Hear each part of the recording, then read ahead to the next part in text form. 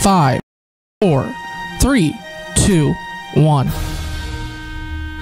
The Voice of Stockton. For more information on The Voice of Stockton, go to thevoiceofstockton.org.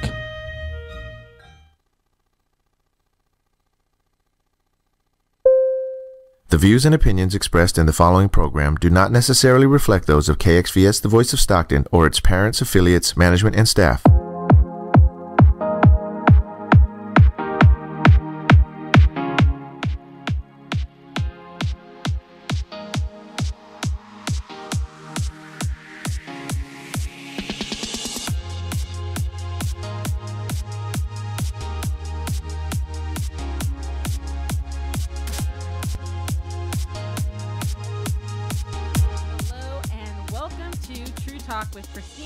Where we share the truth and nothing but the truth to help you create your best life. Today's show is about gratitude for a changed legacy.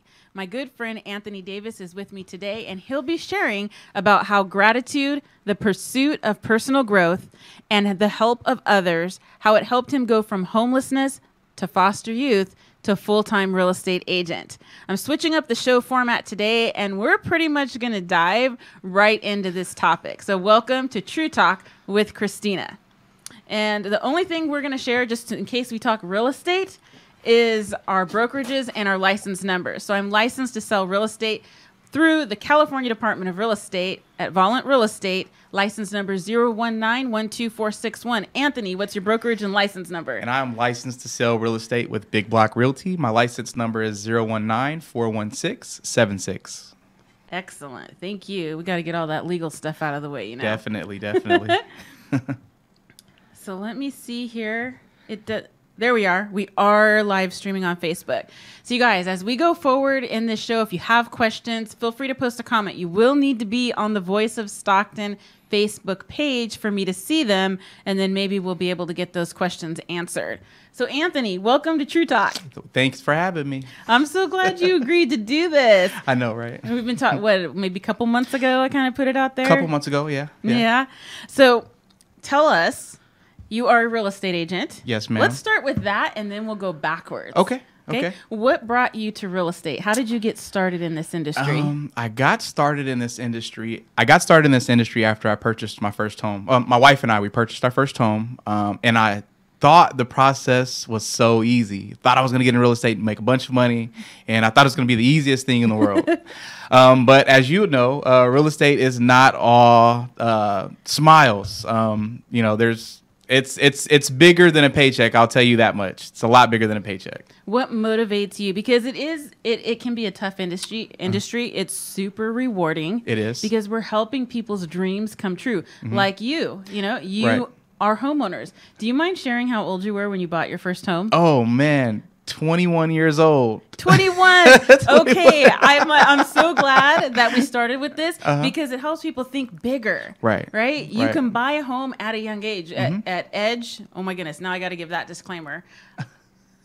Let's just say clients get approved for loans at young ages. Then I don't have to go into all those disclaimers. And it's not hard either. When we first purchased our house, I did an online inquiry, and I had this realtor call me, and she, very, very nice lady. I'll stop there. But again, it was it was an easy process, and that's that. Good. Yeah. Good. But now you get to do that for others. Right. And one thing that I was telling my wife this other day, because kind of thinking about what I was going to say here on the radio, but one thing that really, really got me involved or wanting to, to do real estate was, growing up, through foster care and, group homes is I always felt like, my house was being ripped from underneath me, In saying that, I've always felt that the most important thing in a child's life should be their home. It should be a stable foundation to build on, period. And there's nothing wrong with renting, but if you do own a home, you're more than likely to stay there for years to come. And I think that's super, super important, I don't care how old or young a kid is, but, to have that stable foundation that, a kid knows that they're going to be home, on the holidays and so forth. They know they're going to have a bed to sleep in. Absolutely. Right? They don't have to worry about where am I going to sleep tonight? Where are we going to eat? Right. Which it does take us right into. Right. Yeah. Looking back in time, in the past, young Anthony, how So we started off talking about homeless to foster youth. Right.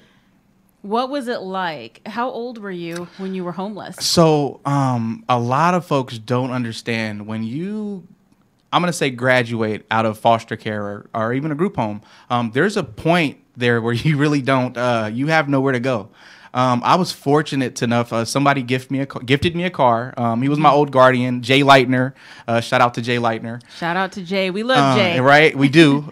He gifted me my first car, and from there, I mean, so he gifted me my first car. I forget what was the question. I'm sorry. Sorry about that. How did you end up being homeless, and how did you end up in foster care? Let's go back a little bit further. So there's a short stint when you graduate or emancipate out of foster care. There's a short stint where you really just don't have anywhere to go. So I was couch surfing, literally from couch to couch. But again, luckily I had this car, and that transition, not having anywhere to go, kind of took me to a spot where, that was pretty much it. That was it. So the emancipation portion of it is what I'm saying. That took me to homelessness. Because again, after that, you really I didn't have any family. I lost contact with my mom, pretty much everyone in my family when I was about 14 or 15 years old. And that was a personal choice. I pretty much cut communication off with my family because I kind of felt like, if this is what I was going through, then I was just going to take it head on and get through it. And how long were you in foster care? Since age 11 years old. That's a long time. Yeah, definitely. That's a long time. Mm-hmm. So did you live in a bunch of different homes, or did you go to one and that's where you were until you were emancipated? Now, I spoke in front of a group of foster kids before. They were going through the same thing, that emancipation stage. And I always tell them I was very, very fortunate to not have been. I didn't go through the ringer. I didn't go through tons of different foster homes. I went from my first home was in Oakland. That didn't work out. Then my second home was after that I moved in with an auntie. Rest in peace to her. She's passed away. And then after that, I got put into a house in Richmond, a group home in Richmond. And by the grace of God, I got placed in with Jay Leitner, who I mentioned at the beginning. And I got put into his care, and that was my third place. And then after that, I was in my fourth home. So only four. My fourth home brought me to Stockton. And oh, really? Yeah, that was when I was a junior in high school. Wow. Yep, definitely. Well, we're glad for that. Right. Yeah, definitely. I remember when we've talked before, you mentioned there was, I don't know how long the period was, where you didn't know where you were going to sleep at night before you went into the foster care system. Right. And you were young, right? Yeah. How did that feel? How did you think that affected who you were at that time? Well, I don't know how it affected who I was at that time. I do know in that particular situation, it was my brother, my older brother, my mom, and we were, some nights, I could remember we got pushed. She was, she wasn't, we weren't always in the best situation. We were staying with some of her boyfriends, and then, we all know how that goes. It was a domestic situation. I remember one night we got put out, and my grandmother came to pick us up at a grocery store. 12 o'clock, 1 o'clock in the morning. Have kids sitting outside with blankets wrapped in front of them or wrapped around them. Figuring out what our next move was going to be. So, and 11 years old, you end up going into the foster care system. Yep. And I know that growing up, I didn't know too many people in foster care, actually. And the ones we did end up meeting is like, well, they got a lot of issues, right? They've been through a lot. Yeah. One of the things that just, I don't know how everybody doesn't just throw their money at making life better for children.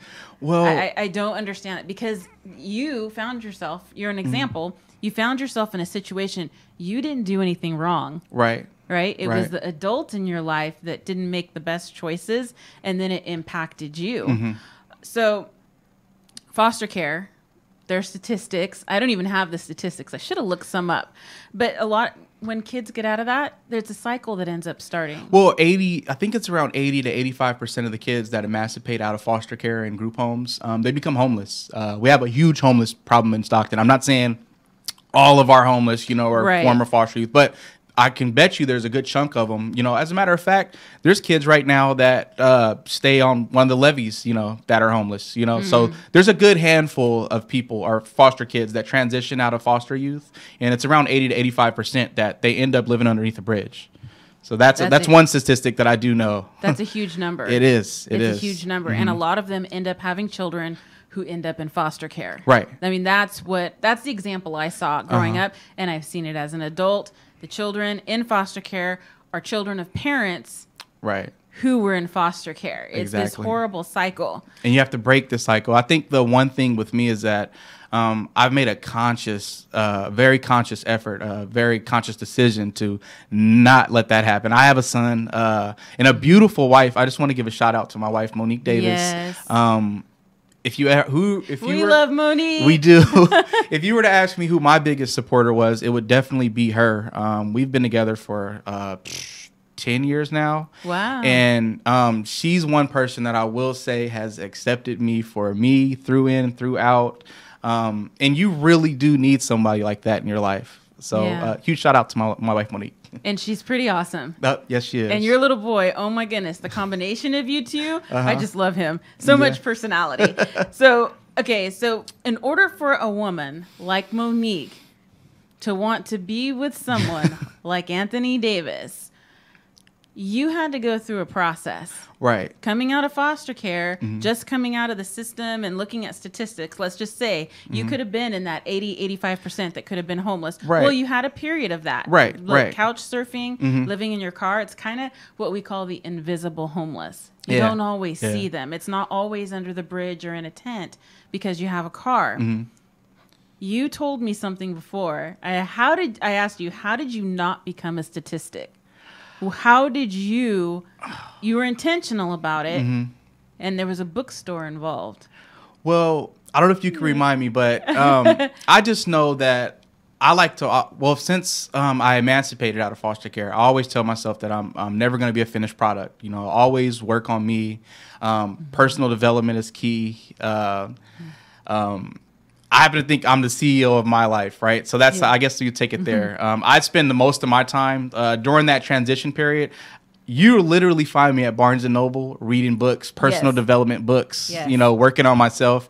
And there was a short stint when I was going to Delta College. So, I mean, all of that I was able to occupy my time differently and making a conscious effort to not be a product of my environment. I had a couple people told me, you know, after you graduate out of high school, you know, you're going to be a product of your environment. You're going to be straight to the block or whatever you want to call it, you know, but, you know, by the grace of God, I made a decision to do something different. And You did. You were intentional. Right. But it translates into all areas of your life. It's like, how did you leave your job? Because when I met you, you were not a full-time real estate agent. That's true. Right? That's true. Yeah. You had another job. Right. Now, you already beat a statistic, right?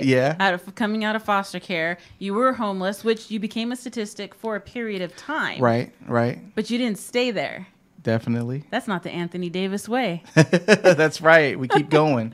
Keep going. Davis strong. Yeah, Davis strong. I like That's that. Let's flex. Yeah.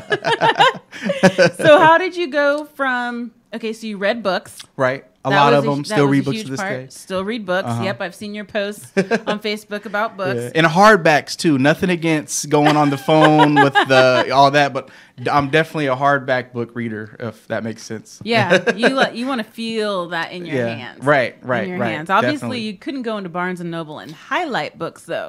You couldn't be drawing and writing in the margins and making your notes and all that. But you know what's funny?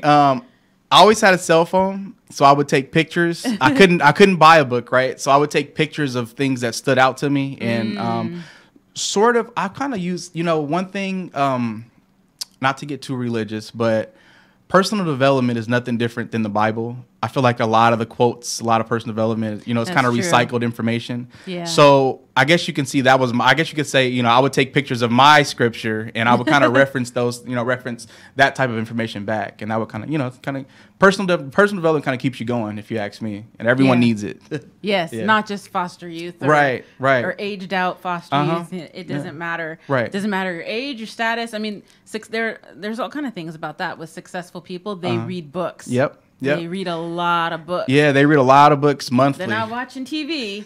They're reading books. Right, absolutely. Yeah, I stopped Absolutely. watching TV. a couple Information years ago. changes situations. That's it. Yeah. Yes, the right information wisely applied will definitely change a situation. Yes, ma'am. Because it's not just the information; you got to do something good with it. Exactly. You got to do something Exactly. smart with it. Yep. Which yep. clearly you did. Right. Yep. Because how yep. long were you doing real estate and having another job? Oh my God, 5 years. Literally. 5 years? 5 years. Yeah, of working 2 jobs. Sometimes I would work 3 too. So I would literally go from job to job, do real estate. I would change in my car. Because, I mean, obviously, I don't want to say you have to look the part, but, you know, you do want to give off a certain image when you're helping someone, you know, buy a house. So there would be some days when I'm not walking around in suit, you know, and all that stuff. I would... Which you look sharp, by the way. Thank you. I would literally change in my car or go to a public restroom, change real quick, and then, you know, go show a house, you know, get back to work, you know, 'cause sometimes that would be on my break too. So, I mean, there is a lot of stuff that goes behind it. So, But you were determined. right. And now you've been doing real estate full time for how long? 1 year this month. This month. This month. Hey, 1 year this month. Happy anniversary. Thank you. And it's been a challenging year, but we made it work. We made it work. Well, that's the Davis way. That's it. Right? It. Yes, ma'am. That's Yep. what you said. Yep. So I want to keep an eye on the time. We're Okay. doing great on time, by the way. Awesome. So what advice would you give to somebody who's in foster care right now? Don't give up. Simply put, don't give up. Don't give up. How about family who maybe they can't take that child in? What advice would you give to family members who have, like, say, an aunt or uncle who has a niece or nephew in foster care? What would you tell them? Don't give up on them. Period. Going through foster care, a lot of the kids, I feel like they feel left out. They feel forgotten. Because a lot of these kids, they're going through foster care. They're in someone else's care that they just met. Can you imagine being ripped from your mom or dad? Not because my situation was different. I was given up to the system. It wasn't a situation where CPS or someone came to the house. No, my mom picked up the phone and called and put us in to foster homes. And Wow. yeah, so it's a different situation. But can you imagine the typical situation is CPS or someone comes and they remove the kid from the house, Yeah. and you know, there's no questions answered. There's nothing. So if I had any advice to the families out there, it's simply put, as hard or challenging as these kids may be, do not give up on them. That's the easiest thing you can do, is give up or turn your back. Just don't give up. Yeah, I like that. Yeah. I like that. So when you were in foster care, because I think people who haven't been in it have no idea. You Right. can't even imagine what it's like. You've never been there. Right, I mean, right. it's like people say, oh, well, you should have known. No, there's no way to know in some situations. Right. In most situations, what that's going to be like. So when you were in the group home, do you remember how many other Oh my goodness. were in there with there you? it'll be 2 to a room. It was probably 5. So there's probably 8 to 10 of us in one house. Wow. Yeah. So Okay, so before you went in there, did you have your own room or were you sharing when Bef- you were with your mother? I had my own room. I did. And I mean, it just depended on the living situation. But, Yeah. you know, for the most part, I can remember always having my own room. You know, I do have an older brother, so I do believe there was a time when we did have to share a room, right? Everyone Okay. does. But for the most part, I do remember having my own room. Okay. Uh-huh. And then going into a group home or whatever your first stop was, you did not have your own No, room your anymore. space is no longer yours. You're constantly dealing with different personalities. Because, I don't know if I should say this, but when I was in a group home, there's 8 to 10 other personalities around you. Some of these kids really have things going on with them. The group home that I was in, a lot of the kids were medicated. You would see one kid jumping off the wall, and then they would give them whatever they were prescribed, and then they would be like little like they just would not be themselves, I should say. Right. And I can remember too, and that's one thing that I never appreciated about the system is that not everyone receives the same care or the correct care that they should. Because there was a stint where I felt out of place. I'm like, okay, all these kids are taking medication. I want some. Wow. Yeah, and it's like a lot. Thinking about that now, it's just just wanting to fit in. You constantly. I think you lose that when you are displaced, when you're taken from your family. You constantly want to fit in with with the those that you're around. And I guess you could say that's where I found myself going, I guess. But yeah. So did you ever get put on medication? No. The worst it was. They gave me some nozzle spray or something. I said I had a stuffy nose and I had some nozzle spray, and whatever. Did you feel like you were part of everything then? Yeah, I guess sense. Weird way to put it, I guess, but yeah. Even to this, I'll tell my wife that story all the time. She's like, "You're so crazy." Yeah, definitely. That's funny, but it's things like that we can't imagine. Right. Those are things we can't think of. Mm-hmm. What would it be like to be in foster care? Right. What was something that was positive? What's one of your best experiences while you were in foster care? My best, the people.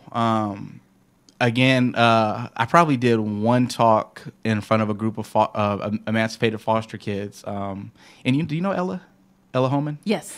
Ella Holman. Shout out to Ella Holman. Love you. We love Ella. We do. We love Ella. Shout out to Ella Holman. Love you.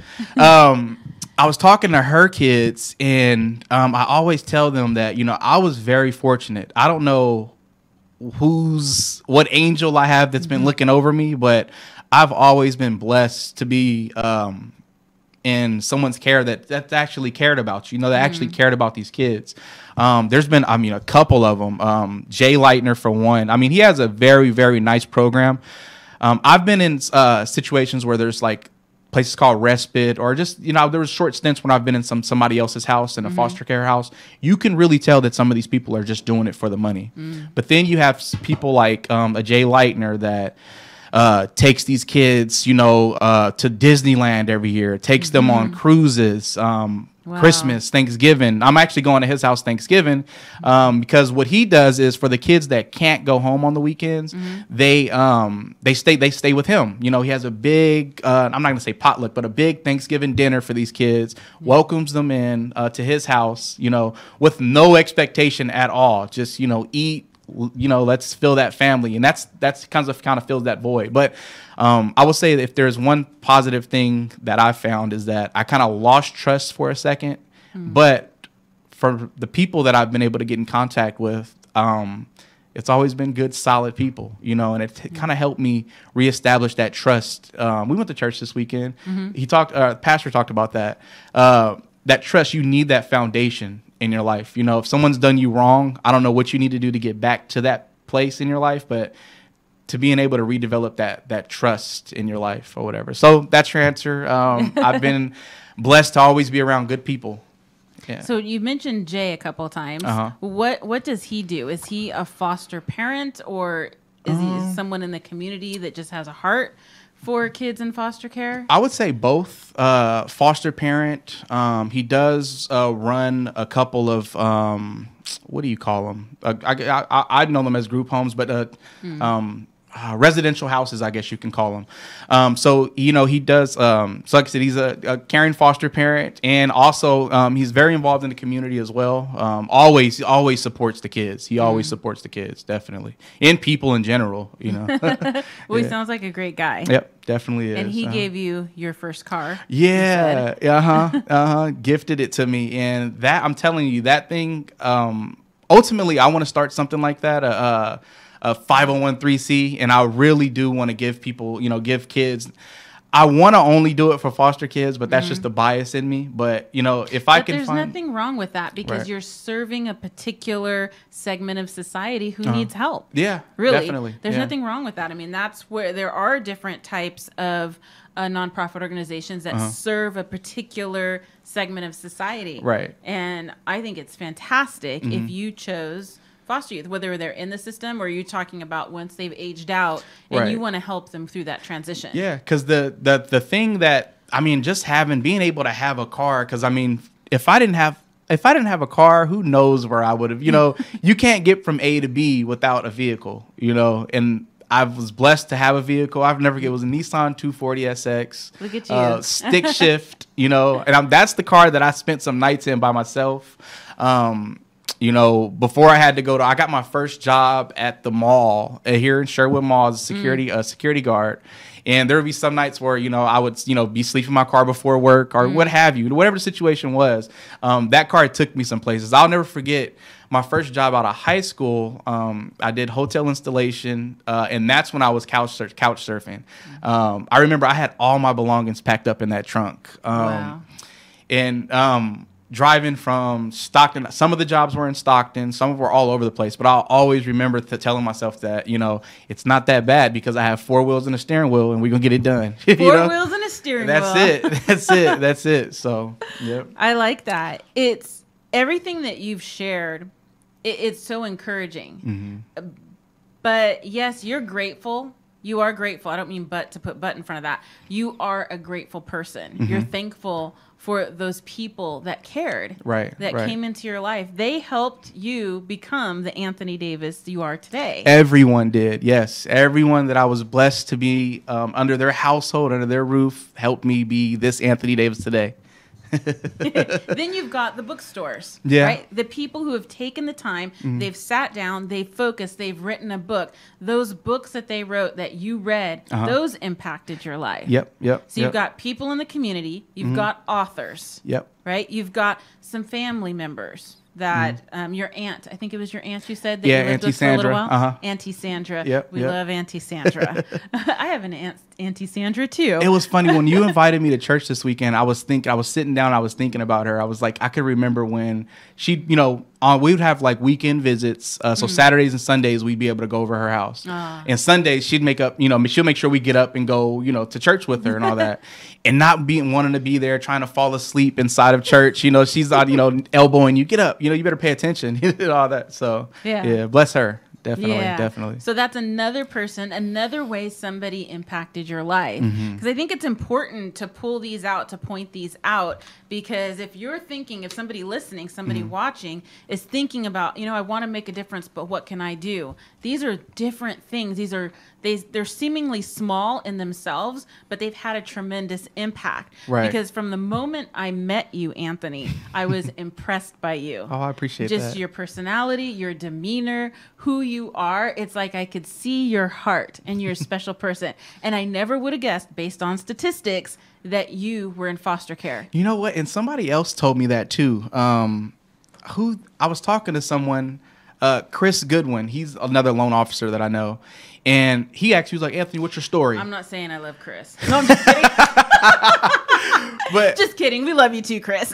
He was like, what's your story, Anthony? So we talked, and I hate going back. That's one thing that when I was in foster youth, I hated telling people that I was in foster care. I just felt embarrassed about it, and I will say this: if you have insecurity or anything, put it out there. If you're scared or if it's holding you back. So if you have an insecurity, put that out there for the world to see. And I bet you the next day you'll wake up and you'll feel like a weight has been lifted off your chest.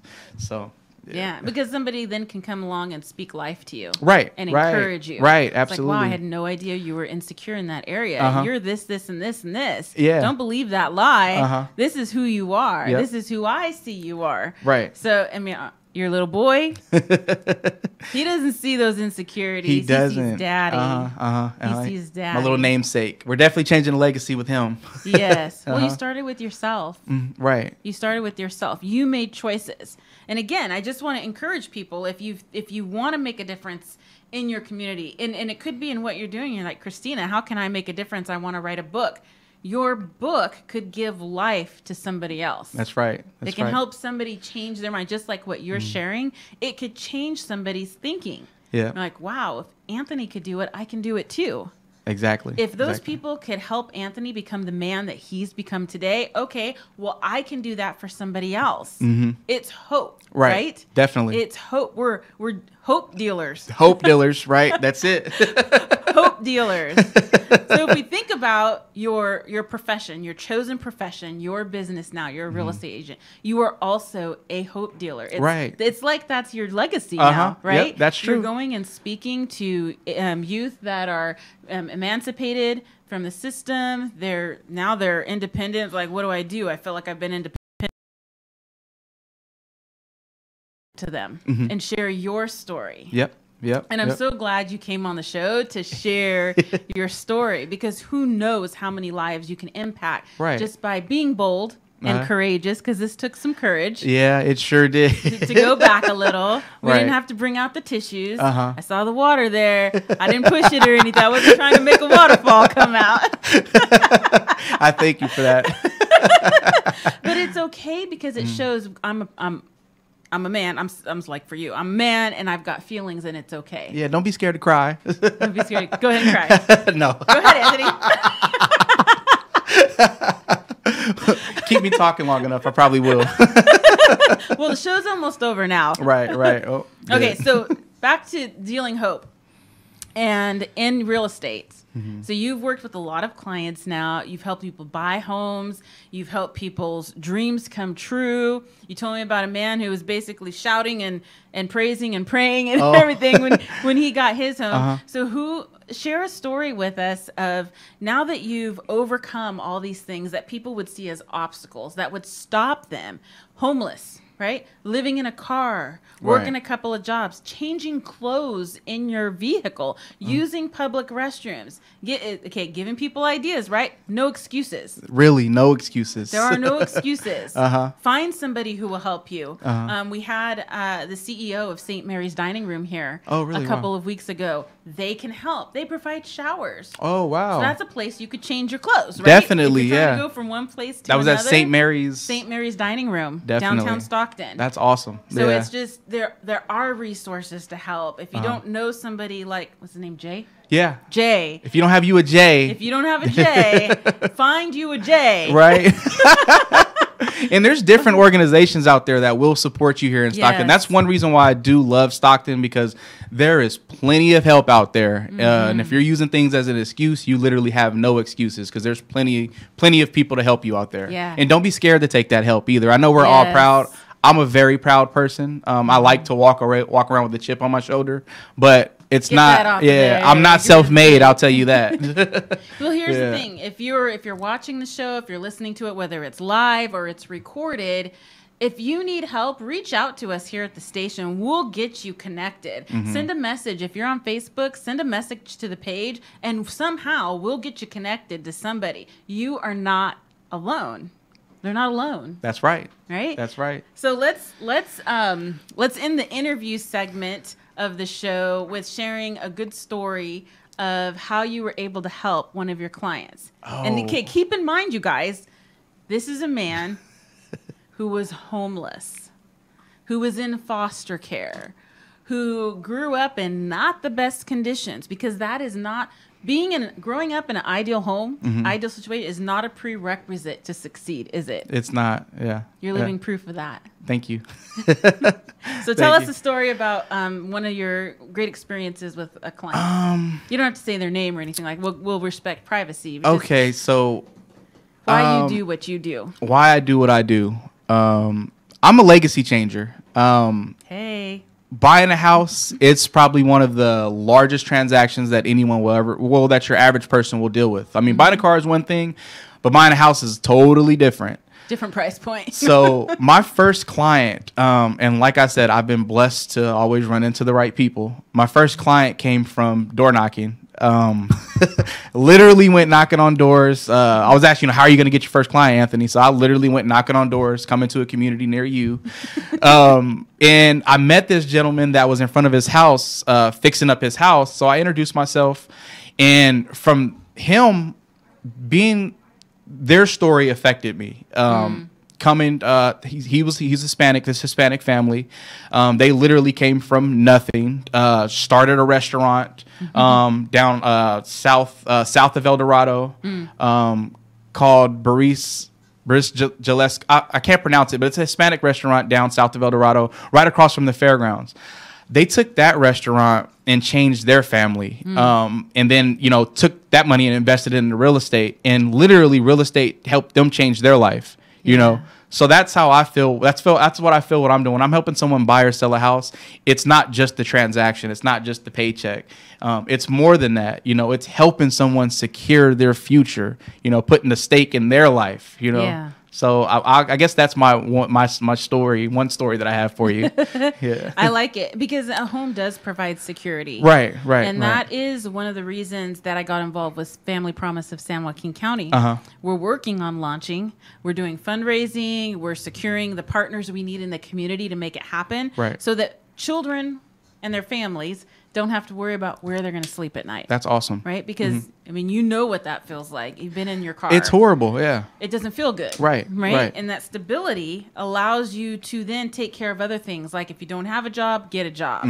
Or if you have a job, okay, really just need housing. Or maybe it's needing health care. Maybe I need my resume redone. There's different things. So that's what we're working toward with Family Promise of San Joaquin County. That's awesome. And it all starts with you. You have to want the help. Yes. You have to accept the help. Yes. So it's two-sided. Right. Over here is the volunteer. I got to be willing to help, to put in the time so that I can affect change personally in people's lives so that they can be, they can have that Davis legacy, right? So they can overcome. So they have that place of security. And then maybe one day they're reaching out to you, Anthony, and say, hey, you know what? I went through Family Promise, and we've had people do this in other cities that Family Promise is going. They end up buying a home. That's awesome. Less than 10 years. That's awesome. And that's huge to go from homeless to homeowner. Yeah, because living in a shelter, getting that kind of help. Yeah, definitely. I mean, getting that type of help, people need it, so what you guys are doing is awesome. It's really, really awesome. So it's just, that's the thing. If all of us could keep that in our minds, that when we're doing these things, we're helping Anthony Davis's. Right? Yep. We're helping children. You were 11 years old. Right. That's so young. I mean, yes, people go into the system much younger. I mean, out of the hospital, they're going into the system. I know a couple kids that were in the system since they were about 2 or 3. These are kids that never have met their mom and dad. So there's all types of different stories out there, and I'm just, like I said, I'm a what do I call myself? I don't know. I'm an example, I guess. I don't know. Yeah, you are an example. Right. An example of hope for those who maybe they've had family members go into foster care. Hey, you pray for those people, that the right people would come into their life, those kids, and they could be an Anthony Davis. And that's the thing. I wouldn't have it any other way because, I'm the type of person that believes everything happens for a reason. You brush shoulders, experience happen, people walk in and out of your life for a reason. So if these things didn't happen to me, who knows? I wouldn't have my wife today. I wouldn't have my son today. There's things that, I will not compromise for in my life, and all those experiences have made me who I am today. Yeah. So, definitely. That made Monique want you. Right. Definitely. And she is, I mean, that would have been awesome if we could have had her here today as well. Right. To share. That would have, maybe that's something we'll do in the future, maybe even in a podcast or something like that, or a live stream on Facebook. What does this do? The choices that you made affect your family. It's not just you. That's true. It's your family, your wife, your son. Now what you can instill in your son. I mean, it's beautiful. Thank you. It's beautiful.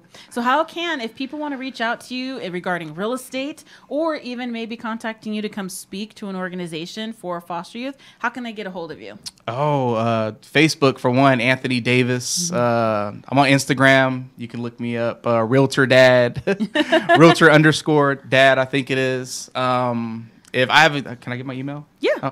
You can email me at Ask Anthony. That's ASK Anthony ANTHONY 001@gmail.com. Instead of 007, it's 001. That's right. Because we are number one. No. Hey, you are in the Davis household. That's it. Right? Yep. Actually, it's really the wife, but we'll just let him think he's number one. Yep. Absolutely. Awesome. Well, thank Yep. you so much for coming on the show. You did great. Thank you. Was it comfortable? Did it get comfortable? It got comfortably uncomfortable. I'll say that. Yes. I like his honesty. I like his honesty. Yep. So at this point, generally what I do is I share a couple national holidays, and then the show's over. Awesome. So our national holidays, we get these from nationaldaycalendar.com. And for today, November 20th, 2018, it is National Absurdity Day. National Absurdity Day. Who knew there was such a thing? That's absurd. It is absurd. Very That's absurd. Right. It is also National Peanut Butter Fudge Day. There's a day for that. I know, it should be a Reese's Day. We're changing it. It's the Reese's Day. So National Absurdity Day, in case you've never heard of it, like me or like us, right? None of us had heard of this. This day was created as a day to recall and note some of the entirely off the wall and ridiculous things in history in our country and our lives. Okay, I'm not really thinking that this is a great one to celebrate because you're focusing on negative. Yeah. Right? What do exactly. we get? What do we get if we focus on negative? More negative. More negative. Right. We don't want that. We're skipping National Absurdity Day. Okay, let's go to the National Peanut Butter Fudge Day. As long as you don't have a peanut allergy, this could be a day that you could celebrate with some sweetness. So let's see what it says for this. On June 16th, I was like, what is that? Okay. On June 16th, people across the United States celebrated National Fudge Day.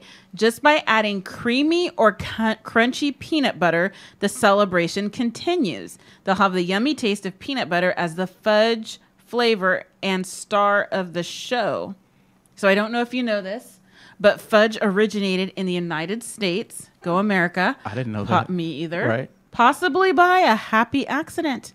In 1886, a letter was found written by Emmeline Battersby Hartridge, a student at Vassar College in Poughkeepsie, New York, referring to fudge that her cousin had made in Baltimore, Maryland, selling it for 40 cents per pound. That's an entrepreneur there. Yeah. Hartridge was able to obtain the recipe, and in 1888, she made 30 pounds of fudge for the Vassar College senior auction.